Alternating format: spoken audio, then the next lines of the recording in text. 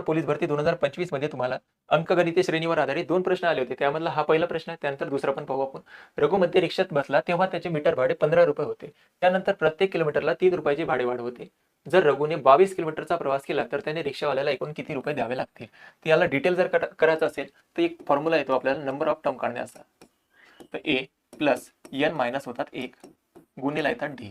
ए म्हणजे काय तर त्या श्रेणीतलं पहिलं पद, कोणती श्रेणी असो त्यामधलं पहिलं पद. त्यानंतर एन म्हणजे काय तर एकूण किती पद आहे. त्यानंतर डी म्हणजे काय तर प्रत्येक पदामधला फरक किती पडला. तर इथे आपल्याला किती किलोमीटरचा प्रवास केला त्याने 22 किलोमीटरचा. तर एन ची किंमत झाली 22. तर पहिलं पद काय तर पहिलं भाडं होतं त्याचं 15 रुपये प्लस एन ची किंमत आहे 22 मायनस आहे 1 आणि डी म्हणजे काय तर प्रत्येक किलोमीटरला भाडेवाढ किती आहे 3 रुपयाची. तर मग प्रत्येकामधला फरक किती आला 3चा. तर 15 अधिक आधी ब्रॅकेट सॉल्व्ह केलं तर किती येणार उत्तर 22 मधून 1 महिना झाला तर 21 गुणिले आले 3. तर 15 अधिक 21 तरी किती होतात 63. तर 15 63 अधिक 15 या दोघांची बेरीज केली तर किती येतात 78 रुपये. एकूण भाडे किती लागणार त्याला 22 किलोमीटरसाठी 78 रुपये. तुम्ही असंही करू शकले असते. नाही तर आणखी एक प्रकार आहे बघा. पहिल्या किलोमीटरसाठी त्याला 15 रुपये लागतात आणि नंतर पुढे प्रत्येक किलोमीटरला त्याला 3 रुपये भाडे वाढवते. तर टोटल त्याने 22 किलोमीटरचा प्रवास केला त्यामधून 1 मायनस करा कारण की सुरुवातीचं भाडं तर 15 रुपये. तर मग आता त्याचं 21 किलोमीटरला प्रत्येक किलोमीटरला 3 रुपये भाडे वाढवणार आहे. तर टोटल भाड्यामध्ये कितीची वाढ होणार 21 त्रिक 63 जर इथे ऍड केले असते आपण तर एकूण भाडे किती द्यावं लागले 78 असंही काढू शकलो असतो. हे त्याचं डिटेल होतं, हे त्याचं शॉर्टमध्ये होतं. आणखी एक आहे बघा. एका सिनेमागृहात पहिल्या रांगेत मध्ये 24 खुर्च्या, दुसऱ्या रांगेत 27, तिसऱ्या रांगेत 30 अशाच पद्धतीने त्याच्यात टोटल एकूण रांगा किती आहेत 30.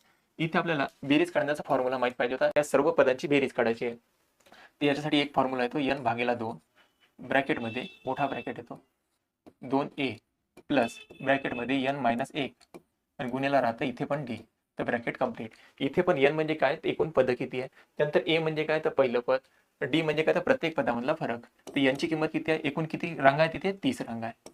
तर 30 भागेला आले 2 ब्रॅकेटमध्ये a 2a आहे तर पहिलं पद किती आहे 24 आहे प्लस यांची किंमत किती आहे 30 मायनस 1 आणि गुणिला डी ची किंमत किती आहे प्रत्येकामध्ये फरक किती पडत आहे 3 चा वाढ होत आहे.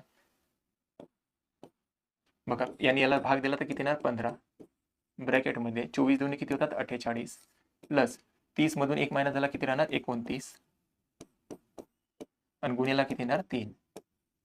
तर 15 ब्रॅकेटमध्ये 48 प्लस 29 त्रिक किती 87 झाले. या दोघांची आधी बेरीज करा.